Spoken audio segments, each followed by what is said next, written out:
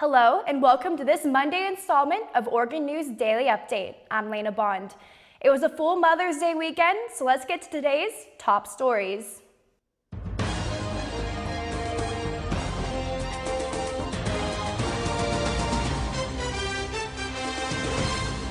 The FBI is on the hunt for a man with ties to Eugene. Law enforcement is looking for Sean Weatherhead, a 45-year-old who has threatened to kill people. Weatherhead has called the FBI's public access phone number over 700 times since December of 2015. The FBI said that he's a threat to law enforcement and will be charged with interstate communication of a threat to injure a person. The state has denied the University of Oregon's request to increase in-state tuition by 10.6% by one vote. Public universities need to get the state's consent if they plan to raise tuition by more than 5%. Additionally, Portland State University was also denied for trying to raise tuition by 9%. The University of Oregon is in the process of renaming the building Dunn Hall. A team has come up with 4 potential African-American names that fought for justice in Oregon. Nellie Franklin, Derek Bell, DeNorval Uthink Jr., and DeNorval Uthink Sr. are all in the running. The building was originally named after Frederick Dunn, who had connections to the KKK. The renaming is up to University of Oregon's president, and he will meet with the UO Board of Trustees in June to make a final decision. Coming up, your weekend sports update, and I'll fill you in on this week's weather forecast. I'll never forget the day our landlord called and said, "Read your lease. No pets allowed." My owner tells him my dog ate the lease, but that didn't work. And now I'm stuck in a shelter. But this pit bull is ready for a new crib. I'm loving, loyal, and play well with others. So don't be intimidated by all my muscles, because the biggest one I have is my heart. That's right, I said it.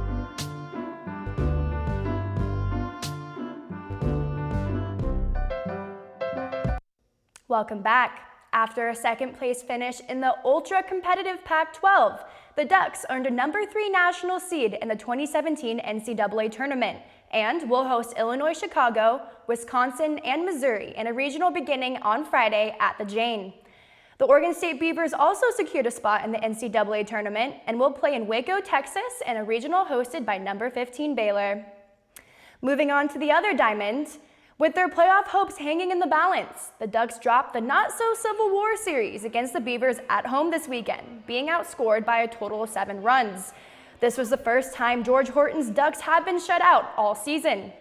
The Beavers clinched the Pac-12 title in Game 2 of the Civil War series, making head coach Pat Casey a member of the 1,000 Wins Club. Hoping to bounce back from their 7-game losing streak before facing the Trojans on Friday, the Ducks will take on the Loyal Marymount this Wednesday at PK Park. The Oregon track and field team hosted their Pac-12 championships this weekend, sweeping team titles for a 9th year in a row. Our track and field reporter, Cale Newton, has more. It was a victorious afternoon for Oregon track and field, with both the men's and women's teams taking decisive victories in the team titles here at the Pac-12 championships at historic Hayward Field. The team titles were fueled by a slew of individual victories on both the men's and women's side. For the men, Kyrie King won the men's 100 and 200 meters, as Oregon went 1-2 in both of those events. On the women's side, a season of sprint dominance continued as the Ducks swept the 100 meters with Deja Stevens, Ariana Washington, and Hannah Cunliffe going 1-2-3. Cunliffe continued a successful outdoor debut at this meet with a 3rd place in the 200 meters as well. Katie Rainsberger placed 2nd in the 1,500 meters and 3rd in the 5,000 meters as her successful freshman campaign continued as well.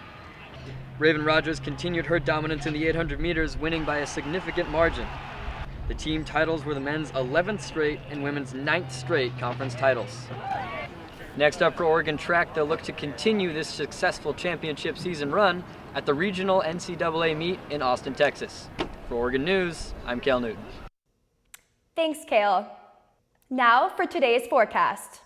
After having some sun and warmth for seemingly the first time in forever last week, the good old Oregon clouds will return today. However, temperatures will be fair, with a high of 62 and a low of 48 come nighttime. Down in my hometown of Sacktown, it's sun, and more sun, with a high of 78 and a low of 50. You see that there, Eugene weather? This is what May is supposed to look like. Take notes. All right, that's it for today's Oregon News Daily Update. I'm Lena Bond, and thanks for tuning in.